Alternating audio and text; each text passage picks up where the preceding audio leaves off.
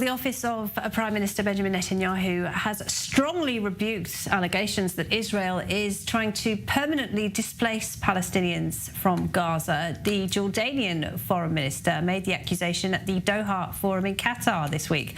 The Prime Minister called the claim false and dangerous. So can Israel destroy Hamas completely? And if it can, what will a post-Hamas Gaza look like? Ruth Wasserman-Lande, former member of the Knesset and former diplomatic envoy to Egypt, is with me in the studio. And I'm delighted to welcome from Manama tonight Abdulla Aljunaid, Bahraini columnist and geopolitical analyst. Thank you to you both. The United States and the Palestinian Authority want Ramallah, want the PA to take control of Gaza. Netanyahu says no way.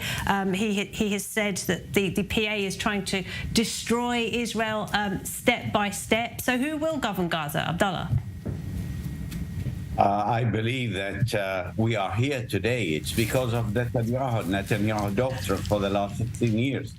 So let's just revise or look back and see exactly what was there to prevent such a thing taking place.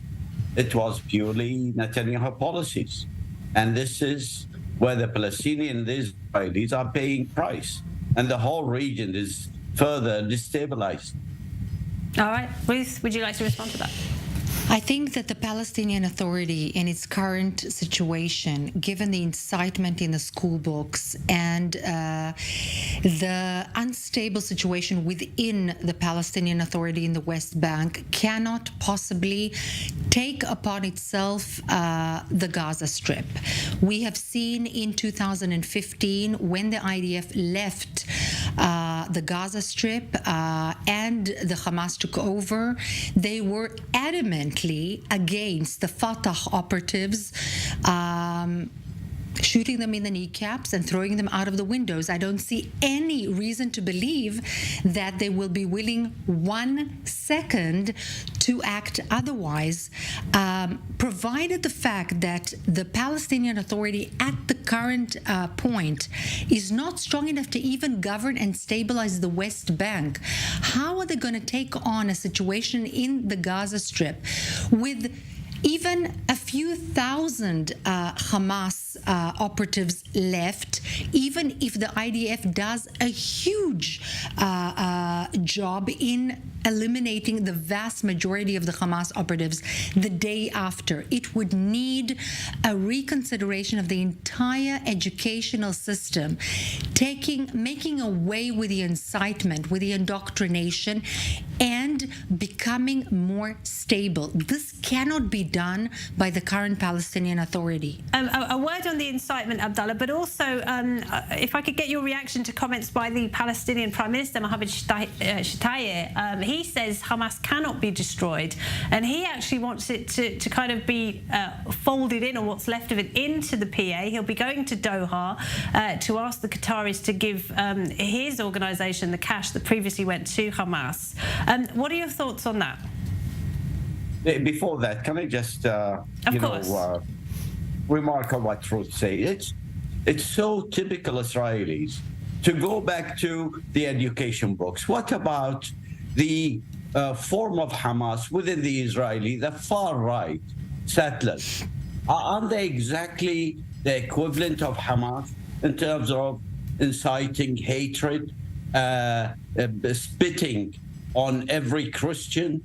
Is this the Israel that? But not spitting on every Christian. That was one example. But yes, I would love to answer that. It's not. Finish, Abdullah. It's not the matter. It's not the matter of the books. What we need, that both sides need to take a step, and instead of just continuing blaming the other side, we're not going to find a way out. You want to continue with this? Fair enough. We're going to leave it to you. And the Palestinians continue killing each other. And then when you finish, please come back and ask us, what did this lead to? You want to continue, by all means, go ahead. Okay? So, it's not the matter of the PA. The PA is there. And they are in this dire state. It's because of the 16 years of Netanyahu. He crippled that organization, and you need to take, some sort of responsibility for that. All right, let Ruth respond. I would love to respond, sir. First of all, I'm a politician belonging to the opposition to Netanyahu, so I have absolutely zero interest in condoning the policy that was promoted in the last years, especially allowing the Qataris to pay money, stacks of money to the Hamas terrorist organization, and condoning the weakening of the Palestinian Authority. This is not my policy. However, I cannot put my hand in the sand and ignore the horrid incitement in the Gaza Strip and in the West Bank. If we kill every single terrorist organization, would you condemn the same far-right Israeli settlers? I will answer that in 1 minute, sir. In 1 second, I will not run away from condemning anybody who you ask me about. But I would like to just return to a single fact. There is huge incitement in the Gaza Strip and in the West Bank. If we kill every single Hamas operative, every single terrorist, and this incitement goes on, the next generation will be terrorists as well. The Bahrainis will suffer from this. The UAE will suffer. Certainly, first and foremost, the Israelis and the Fatah, who the Hamas hate more than the Jews, which is very difficult, but it's true. So what I would like to say is, yes, I condemn those specific right-wing extremist settlers. Not all settlers are like that at all. But those right-wing extremist settlers that do illegal acts in the West Bank, I do condemn them. I think that they should be arrested, and many of them are arrested. To liken what we have to Hamas is completely irrelevant. We do not rape, kill, massacre, carnage, burn alive, kidnap. There is no likening whatsoever. Does this make the works of those specific, small amount but very bad, specific settlers promoting illegal acts against the West Bank Palestinians? I completely condemn them. Completely. Abdullah. I should point out, Abdullah, that the Palestinian Authority President Mahmoud Abbas has not condemned Hamas for October 7th, by the way. Listen, the issue here is not Mahmoud Abbas condemning Hamas or otherwise. For us, is we need the Israelis and the Palestinians to bypass every possible, official channel and continue talking to each other.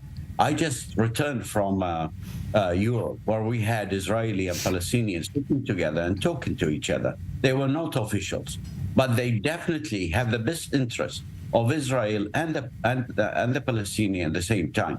They see the only way out of this mess is not to the likes of Netanyahu and his coalition to remain in power and represent Israel, nor Mahmoud Abbas for his accepting, blaming everybody for his shortfulness and, just to get away with it. No, we need a proper representation of the Israelis and the proper representation of the Palestinians, and for both to see that there is no simple way out of the tragedy that we are going through. We are talking about close to 18,000 Gaza killed. The issue of them, Shtaya or anybody else going to Doha speaking in the forum, it's not going to represent any way out. What we need is for the people on the ground, and also for Israel to benefit from listening to its regional friends and partners and cease operation, and let's build on something that's going to be serving the future of the relation.